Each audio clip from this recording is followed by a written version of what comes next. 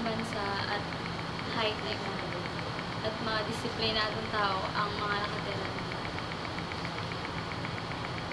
Anong gusto mong gawin sa Japan? Magtrabaho Makapangasawa?